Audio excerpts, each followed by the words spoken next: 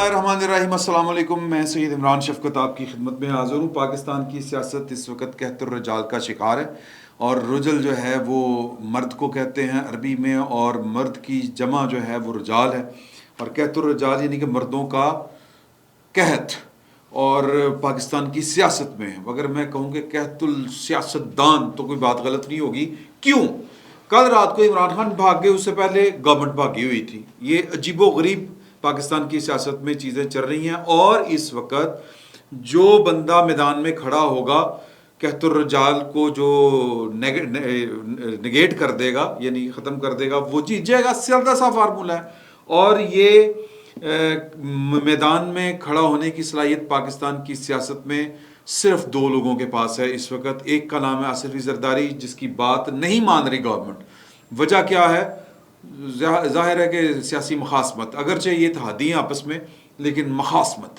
اور دوسری وجہ یعنی نواز شریف صاحب کی بات نہ ماننے کی وجہ کیا ہے کہ پائن تجیکڑا پاکستان ہے گیو پوری کی پوری پارٹی جو ہے وہ اس وقت وہ بیسیکلی ٹھنڈے دل کے ساتھ، بڑے طریقے کے ساتھ، اور بڑے جناب مدبرانہ سٹائل میں، سر ہر وقت جو ہے وہ مدبرانہ سٹائل میں نہیں چلا جاتا۔ پاکستان جس لیول کے اوپر اس وقت پہنچا ہوا ہے یا جس لیول پر پہنچا دیا گیا، اس کیاس سے نکلنے کا طریقہ ایک یہ ہے کہ فرملی دلیری کے ساتھ کھڑے ہو کے فیصلے کیے جائیں۔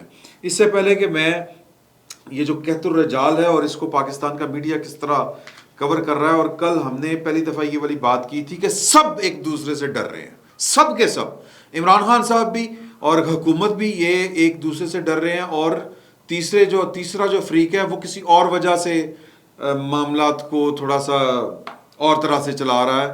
تو وہ چونکہ ان کے ہاتھ میں کچھ بہت زیادہ چیزیں ہوتی ہیں، اس لیے ان کو ویسے بھی ان کی ایک وہ ہوتی ہے نا کہ ہم ان کو یہ والی باتیں نہیں کہہ سکتے ہوتے، کہنی بھی نہیں چاہیے ٹیکنیکلی۔ تو اس سے پہلے کہ اس کے اوپر ہم ڈیٹیل سے بات کریں کہ کل کیا ہوا، کہ کل جو وزیر اعظم صاحب نے پریس کانفرنس کی تھی، وہاں پر یہ سوال ان سے ہوا کہ حضور اعلیٰ آپ کو پاکستان کی فوج نے دو ٹوک انداز میں کہا ہے، درخواست کی ہے کہ جو پاکستان کی فوج کے اوپر عجیب و غریب قسم کے الزامات لگا رہے ہیں، اور ایک افسر کو جو ہے وہ ملعون قرار دیا جا رہا ہے یا ان کو مطلب سیاست میں گھسیٹا جا رہا ہے، تو آپ کارروائی کریں، کیونکہ ہمارا تو سسٹم بڑا اندر سے اسٹرانگ ہے، ہم تو خود احتسابی کرتے ہیں، اور جس نے پاکستان کی فوج کی وردی پہنی ہوئی ہے اس کو اس احتساب کے نظام سے گزرنا پڑتا ہے۔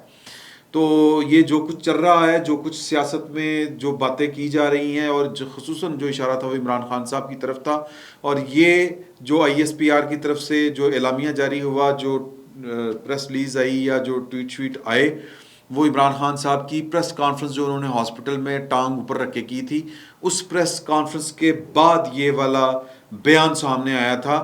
اس کی طرف جب وزیر اعظم صاحب کی توجہ کل پریس کانفرنس میں دلوائی گئی تو انہوں نے کہا کہ جی کہ اس پریس کانفرنس کے بعد ہماری ایک میٹنگ ہے، اس میٹنگ میں یہ والا فیصلہ کیا جائے گا کہ کس طرح جو ان کی اپلیکیشن آئی ہے فوج کی، اس کے اوپر کس طرح سے ہم نے کام کرنے ہیں۔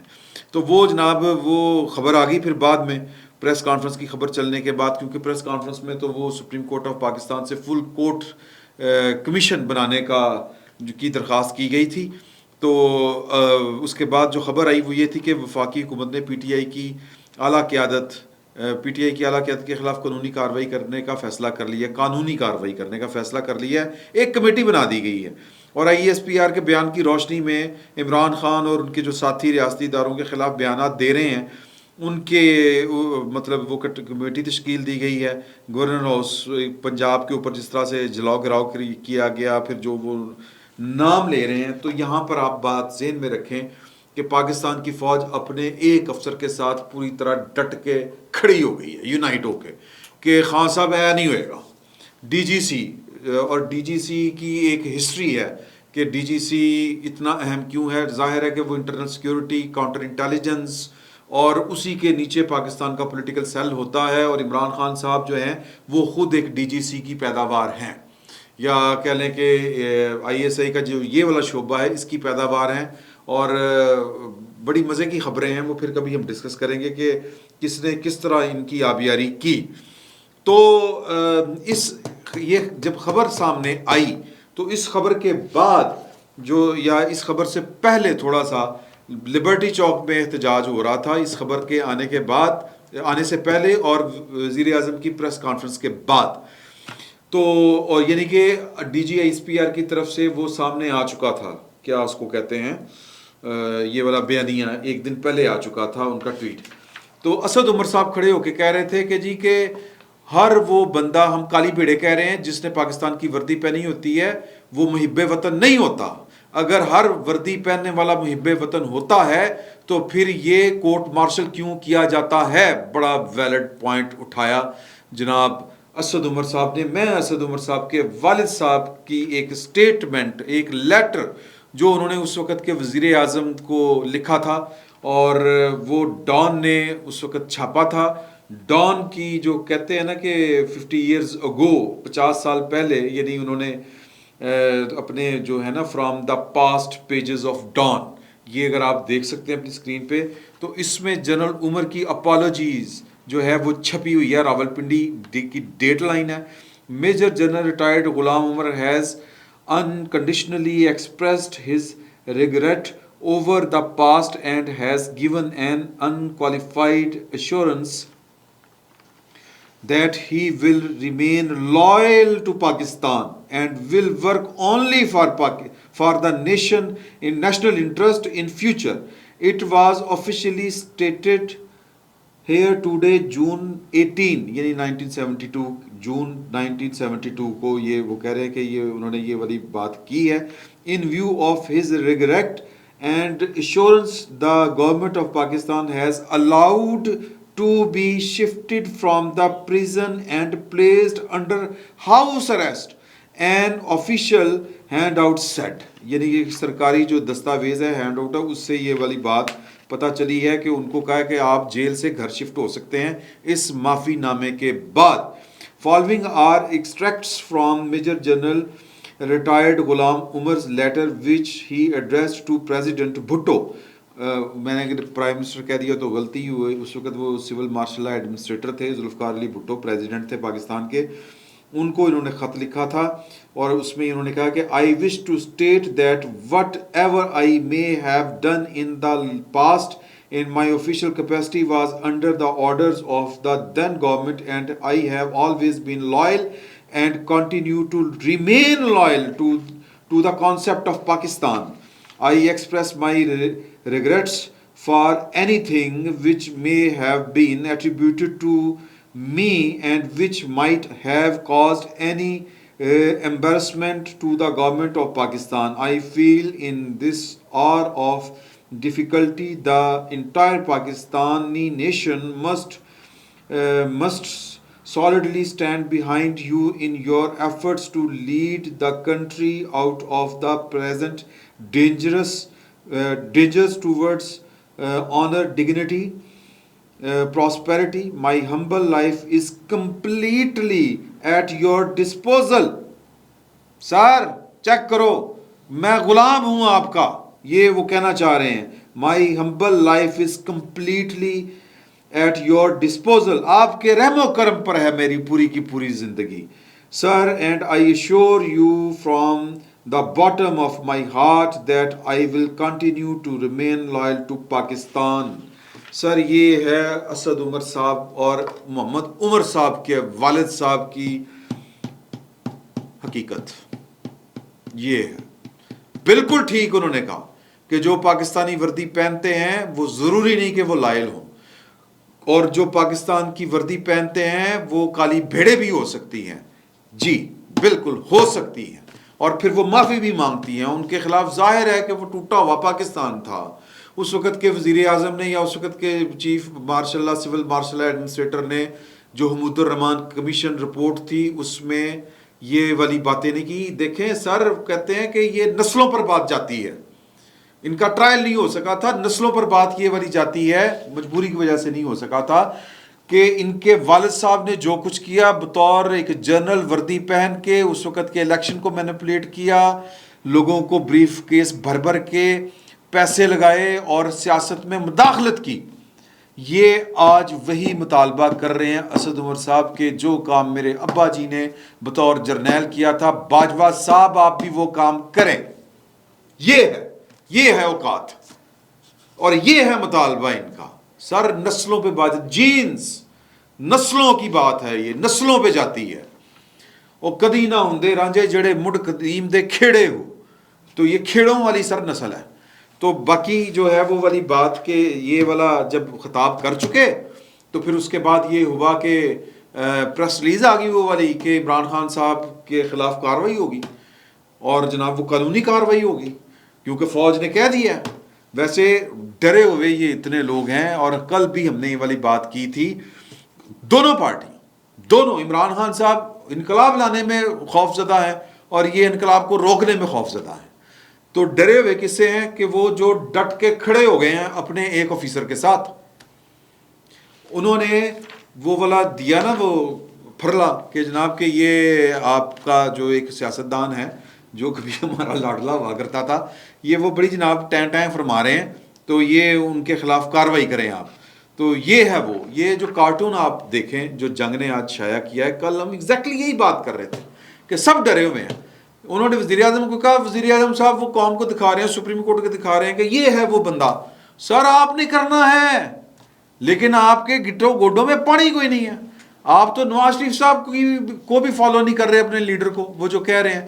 تو نواز شریف صاحب کو بالآخر وہ 33 اکتوبر کو وہ جو کہہ رہے تھے گل، پتہ نہیں کیا نام ہے ان کا، گل صاحب کا، زبیر گل، تو وہ کہہ رہے تھے نا وہ 33 اکتوبر کو پاکستان جا رہے ہیں. سر 33 اکتوبر کو، لیکن سر وہ پاکستان آئیں گے تو عمران خان کا کوئی مکو ٹھپا جانا ہے، کیونکہ پاکستان کی فوج ضد چائی پڑی ہے اور پاکستان کی فوج کو ہیلپ کرنے کے لیے کوئی تیار نہیں.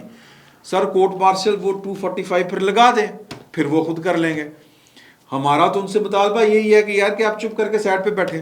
اور وہ ٹھیک کہہ رہے ہیں کہ یار کہ ہم کیا کریں، ہمارے خلاف اتنی ٹین ٹائم ہو رہی ہے اور حکومت کچھ کر نہیں رہی. لیکن پھر جب حکومت نے کہا کہ نہیں یار کرنے ہیں کچھ، کمیٹی بنانے ہیں خان صاحب، تو پھر خان صاحب نے کیا کیا کہ اسد عمر صاحب نے ایک اور ٹویٹ جاری کیا. اور وہ ٹویٹ جو ہے وہ ہمارے پروڈیوسر صاحب لگا دیں گے، وہ آپ پڑھ لیں کہ انہوں نے ٹویٹ میں کہا کہ جی وہ خان صاحب نے کہا ہے کہ رستے کھول دیو، کہ دعا نہیں ہے ادھر رائے میں، تو رستے کھل گئے. سر یہ دعا کے لیے نہیں، یہ دوا جو ملی نا، ڈوز دوا جس کو کہتے ہیں دوائی، یہ وہ گورنمنٹ کی طرف سے کہ یار کدھر کام سیریس نہ ہو جائے. خان صاحب نے کہا کھول دو رستے، مولوی صاحب آ رہے ہیں، مطلب تبلیغی جماعت والے رائے آ رہے ہیں، رستے کھول دیں. تو انہوں نے جو فساد کھڑا کیا ہوا تھا وہ بزدلی کی انتہا، بزدلی کی انتہا، کہ جی ادھر پتہ چلا کہ وہ فوج نے چونکہ کہہ دیا ہوا ہے تو حکومت نے کہا کہ اسی کر کے تم دسنے ہیں، تو رستے صاف ہو گئے. تو سر یہ ہے کل ملا کے پاکستان کی پالیٹکس، اور یہ ہے پالیٹکس میں لوگوں کے کردار. اور اس وقت جو ہے وہ گورنمنٹ جو ہے وہ اس کی خواہش ہے، اس کی کوشش ہے کہ معاملات جو ہیں وہ کچھ لوگ دو طرح کی باتیں ہو رہی ہیں. ایک تو یہ کہہ رہے ہیں کہ جی کہ ہم عمران خان کے خلاف کیوں کچھ کریں، آپ لے کے آئے تھے آپ کچھ کریں. سر معافی مانگ چکے رہے ہو، وہ کچھ کریں گے تو پھر اس کا مطلب ہوگا کہ وہ سیاست میں مداخلت ہے. اب سیاست میں مداخلت بھی کس ایریے میں ہے، کس حد تک ہے، کس حد تک نہیں ہے، یہ ایک علیحدہ سے بڑی خوبصورت اور بڑی خوفناک دونوں چیزیں ہیں. خوبصورت بھی ہے اور بڑی خوفناک بھی ہے. بحث ہے کہ کہاں پر پاکستان کی اسٹیبلشمنٹ جو ہے وہ نیوٹرل ہے، اے پولیٹیکل ہے، اور کہاں پر پاکستان کی سیکیورٹی اسٹیبلشمنٹ اے پولیٹیکل نہیں ہے. تو لیکن جہاں پر وہ اے پولیٹیکل ہے وہاں پر اس کو اے پولیٹیکل ہی رہنے دیا جائے. اور پھر وہ میں نے جو بات کی تھی شہباز شریف صاحب سے، تو انہوں نے کہا تھا کہ جب کوئی اچھا کام ہو رہا تو اس میں کیڑے نہیں نکالتے سر کیڑے، لیکن آپ بھی کچھ کر لیں. اگر وہ کہہ رہے ہیں میں پولیٹیکل ہیں اور یہ کچھ کریں تو پھر کچھ کر لیں. اس وقت مطلب ابھی تو انہوں نے رستے فوج سے ڈرتے ہوئے کہ فوج کے کہنے کے اوپر ہمیں پکڑ دگڑی نہ شروع ہو جائے، وہ کام شروع کر دیا ہے تو آگے پیچھے ہو گئے ہیں، راستے کھول دیے ہیں. ادروائز موٹر وے تو فیڈرل ٹیریٹری ہے، فیڈرل سبجیکٹ ہے، نیشنل ہائی ویز فیڈرل سبجیکٹ ہیں. یہ کوئی گورنمنٹ یا اگر پنجاب کی پولیس، پنجاب کی حکومت اگر اس طرح کے جو مظاہرین ہیں یا جو انتشار پھیلانے والے لوگ ہیں تو ان کو نہیں روک رہی، تو آپ وہاں پر رینجرز لگا سکتے ہیں. کیونکہ راستہ جو ہے وہ جو نیشنل ہائی وے کا جو ایک صوبے کو دوسرے صوبے سے ملاتا ہے وہ تو فیڈرل سبجیکٹ ہے. نیشنل ہائی وے بھی اس طرح فیڈرل سبجیکٹ ہے. یہ موٹر وے کل، اور کتنے بندے ہوتے ہیں، میں نے کل بھی آپ کو بتایا 15-20 کی ٹولی، صرف کراچی میں کوئی 400-500 بندہ نکلا ہے سر. اور اتنی جرت کیوں نکلا ہے کہ لیڈرشپ میں اتنی جرت نہیں ہے. بھائیں جڑے نے وہ جعلی پلستر کلا کے لیٹ گئے نے اسپتال، اور وہ بھی خوف تھا کہ کیا تھا کہ جی کہ ورنہ تو عمران خان صاحب ہم تو توقع یہ کر رہے تھے کہ خان صاحب پلستر سمیت ٹرک کے اوپر وہ جو ہے وہ ٹانگ اوپر رکھ کے ٹیبل پر بیٹھ جائیں گے. ان کو اللہ معاف کرے کہ انہوں نے کوئی دوڑ لگانی ہے، میراتھن میں جانا، انہوں نے لانگ مارچ ہی ہے نا، پہلے کون سا دوڑ لگا کے جا رہے تھے. لیکن نہیں، کیونکہ ان کو پتا تھا کہ لانگ مارچ میں نہ لانگ مارچ وہ امپیکٹ کریٹ کر سکا ہے، نہ لانگ مارچ سے وہ حکومت گرا سکتے ہیں. تو انہوں نے ایک وہ ہو گیا حملہ، اور اس کو انہوں نے کیش کروانے کی کوشش کی، اور وہ بھی کیش نہیں کروا پائے. گھر لیٹے ہوئے ہیں، ہاسپٹل میں لیٹے ہوئے ہیں. ابھی میرا خیال ہے بنی گالہ شفٹ ہو جائیں گے، تو بنی گالہ کہہ رہا ہوں، یہ بنی گالہ نہیں جائیں گے گرفتاری کے ڈر سے، یہیں پہ شفٹ ہوں گے پنجاب میں. اور کتنی دیر سر، کتنی دیر؟ سوال یہ ہے. تو دلیری جس پارٹی نے دکھا دی، اب شکر کریں کہ فوج دلیری نہ دکھائے. انہوں نے اپنی حد تک دلیری دکھا دی کہ یہ ڈی جی سی فیصل نصیر، میجر جنرل فیصل نصیر، اس کو آپ ٹارگٹ کر رہے ہیں، سنگل آؤٹ کر رہے ہیں، ہم پوری فوج اس کے ساتھ ہے. اس طرح نہیں ہو سکتا، ملک نہیں چل سکتا اس طرح، نہ فوج چل سکتی ہے. تو اگر یہ گورنمنٹ نے بھی دلیری جس دن دکھا دی، ذرا سیدھے ہو کے سامنے آ کے کھڑے ہو گئے، تو خان صاحب گرفتار ہی ہوں گے. اور کیا ہونا ہے؟ کچھ نہیں ہونا. تو یہ جو زمان پارک ہے، یہ بھی ان کے لیے وہ جو کہتے ہیں نا عافیت گاہ نہیں ہوگی. بنی گالہ جیسے ہی غیر محفوظ ہوگی جگہ. لیکن سوال یہ ہے کہ یہ اتنی ہمت دکھائے گا کون؟ عمران شہباز شریف صاحب کا تو سر وہ بڑی غصے میں بھی بات کریں تو وہ ان کے چہرے سے لگ رہا ہوتا ہے کہ وہ کوئی ترلا ہی ڈال رہے ہیں. تو اس طرح کا ترلاٹو قسم کا پرائم منسٹر شاید پاکستان میں پہلی دفعہ آیا ہے جس کو اپنے اختیار کو استعمال کرنے میں ہچکچاہٹ ہے. تو اگر ہچکچاہٹ ہے تو پھر برداشت کریں، ورنہ پاس کریں. فی الوقت اتنا ہی. بہت بہت شکریہ.